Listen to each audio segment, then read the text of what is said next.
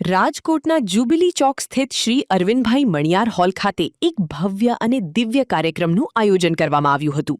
સ્વર્ગીય Kirtikumar Keshavlal Ravani charitable trust દ્વારા મા અંબા જગદંબાનો મહિમા નામથી આ ભક્તિમય કાર્યક્રમ યોજાયો હતો, જેમાં શાસ્ત્રીજી આચાર્ય બાલકૃષ્ણ રાજ્યગુરુ દ્વારા મા અંબાની ભાવવાહી સ્તુતિ અને મંત્રોચ્ચાર રજૂ કરવામાં આવ્યા હતા.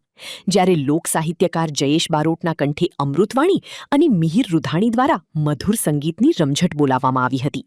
આ સાથે જ મેહુલ રવાણીના માર્ગદર્શન હેઠળ દિવ્ય ભાવ ધ્યાન દ્વારા ઉપસ્થિત લોકોએ આત્મિક શાંતિનો અનુભવ કર્યો હતો.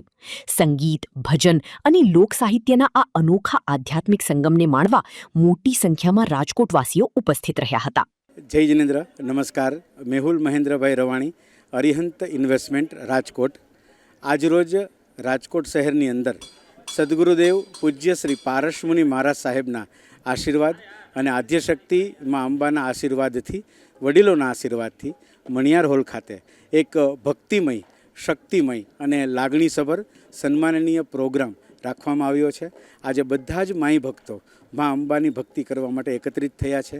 મા અંબા જગદંબાનો મહિમા આ ટાઇટલ હેઠળ આજરોજ અમે બધા જ માની ભક્તિ એકસાથે કરવાના છીએ. કાર્યક્રમની અંદર આજે લોક સાહિત્યકાર જયેશ બારોટ છે, શાસ્ત્રીજી આચાર્યજી બાલકૃષ્ણભાઈ રાજ્યગુરુ છે, એક્ટર અને લેખક શ્રી હર્ષલ માકડ છે, મિહિર રૂઘાણીની મ્યુઝિક ટીમ છે અને આ બધા લોકોના સથવારે આજે એકદમ હૃદયથી, મનથી બધું જ ભૂલીને મા અંબાના ચરણોમાં સમર્પિત થઈને મા અંબાની ભક્તિ કરશું. આજે આ કાર્યક્રમનો ઉદ્દેશ્ય એક જ છે કે લોકો પોતાના મનની શાંતિ માટે બધી જગ્યાએ જાય છે, એની બદલે પોતાના ઘરે નિજ મંદિરમાં બેસીને કુળદેવીના ચરણોમાં પોતાનું મસ્તક ઝુકાવીને સમર્પણ ભાવથી પોતાની વિનંતી મૂકે તો પોતાના દરેક કાર્ય થઈ શકશે. અને અંદાજે લગભગ 1000થી પણ વધારે લોકો આજે આ ઓડિટોરિયમમાં હશે. 504 દીવડાની મહાઆરતી છે અને આ દીવડા દરેક ભાવિકોને આપવામાં આવશે અને એમના હસ્તે જ આજે આરતી કરવામાં આવશે. માને